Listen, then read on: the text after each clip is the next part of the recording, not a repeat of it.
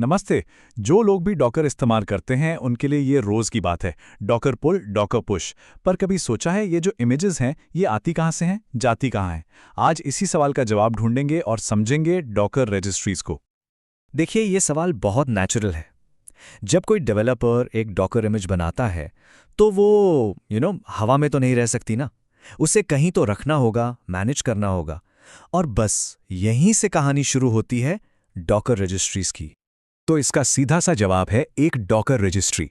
ये असल में एक सेंट्रल हब है, एक तरह का डिजिटल गोदाम जहां सारी इमेजेस रखी जाती हैं। सोचिए, ये कुछ कुछ वैसा ही है जैसे कोड के लिए एक लाइब्रेरी होती है या किताबों के लिए एक बुक शेल्फ। डॉकर रजिस्ट्री एक ऐसी ही सेंट्रल जगह है जहां डॉकर इमेजेस को सिर्फ स्टोर नहीं किया जाता, बल्कि उन्हें मैनेज भी करते हैं और पूरी टीम के साथ शेयर भी कर सकते हैं। तो ठीक है, रजिस्ट्री एक सेंट्रल हब है, ये तो समझ आ गया। पर क्या सारी रजिस्ट्रीज एक जैसी होती हैं? बिल्कुल नहीं। मोटे तौर पर देखें तो इन्हें 3 मेन टाइप्स में बांटा जा सकता है: पब्लिक, प्राइवेट और क्लाउड। ये 3 मेन कैटेगरीज हैं। एक है पब्लिक, जो सबके लिए खुली है। दूसरी है प्राइवेट, जो किसी एक ऑर्गेनाइजेशन के लिए पूरी तरह सिक्योर होती है। और तीसरी है थर्ड पार्टी, जो क्लाउड सर्विसेज के साथ डीपली इंटीग्रेटेड होती है। चलिए अब एक एक करके इन तीनों को थोड़ा करीब से देखते हैं। सबसे पहले बात करते हैं डॉकर हब की। जो लोग भी डॉकर के साथ काम करते हैं उनका पाला इससे जरूर पड़ा होगा। ये डॉकर की डिफॉल्ट पब्लिक रजिस्ट्री है। यहां पर ओपन सोर्स इमेजेस का एक बहुत बड़ा खजाना है। और हाँ, एक मजे की बात, यहां प्राइवेट रिपोजिटरीज भी बना सकते हैं। अच्छा, अब आते हैं प्राइवेट रजिस्ट्रीज पे। जरा सोचिए, कोई कंपनी है, उसका कोई सीक्रेट प्रोजेक्ट है जिसकी इमेज वो पब्लिक में तो नहीं रख सकती, राइट? तो वो क्या करेगी? सिंपल, वो अपनी खुद की प्राइवेट रजिस्ट्री सेटअप करेगी।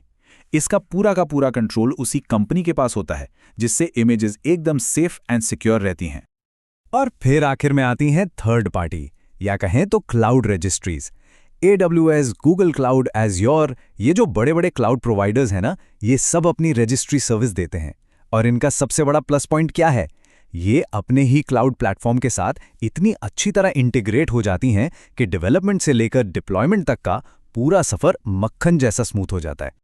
तो ठीक है, रजिस्ट्रीज के टाइप्स तो समझ लिए, पर बड़ा सवाल ये है कि आखिर इन्हें इस्तेमाल करने से फायदा क्या होता है? मतलब ये एक डेवलपर की जिंदगी को आसान कैसे बनाती हैं? चलिए देखते हैं। देखिए, इसके 4 बड़े फायदे हैं। सबसे पहला है वर्जन कंट्रोल। टैग्स का इस्तेमाल करके इमेज के अलग अलग वर्जन जैसे V1, V2 को मैनेज करना बच्चों का खेल हो जाता है। दूसरा, ये एक सेंट्रल मैनेजमेंट पॉइंट है, मतलब सारी इमेजेस एक ही जगह पर, तो कोई कंफ्यूजन ही नहीं। तीसरा, टीम कोलैबोरेशन। अरे बहुत आसान हो जाता है, पूरी टीम एक ही जगह से इमेजेस को पुल और पुश कर सकती है। और चौथा और सबसे इंपॉर्टेंट, ये CI/CD पाइपलाइन के साथ बहुत आसानी से इंटीग्रेट हो जाता है, मतलब ऑटोमेटेड बिल्ड और डिप्लॉयमेंट प्रोसेस एकदम सीमलेस हो जाता है। तो इन सारे फायदों को अगर एक साथ मिला दें तो इसका नेट इफेक्ट क्या होता है? इसका असर असल में सिर्फ 3 शब्दों में सिमट जाता है। और वो 3 शब्द हैं फास्ट, सिक्योर एंड स्केलेबल। जी हां, डॉकर रजिस्ट्री कंटेनर डिप्लॉयमेंट को तेज बनाती है, उसे सिक्योर रखती है और ज़रूरत पड़ने पर उसे स्केल करने की पावर देती है। और यही वजह है कि ये मॉडर्न सॉफ्टवेयर डेवलपमेंट का एक इतना ज़रूरी हिस्सा बन चुकी है। तो अगली बार जब डॉकर पुल या डॉकर पुश कमांड चले तो ये याद ज़रूर रखिएगा कि पर्दे के पीछे एक पावरफुल रजिस्ट्री चुपचाप अपना काम कर रही है।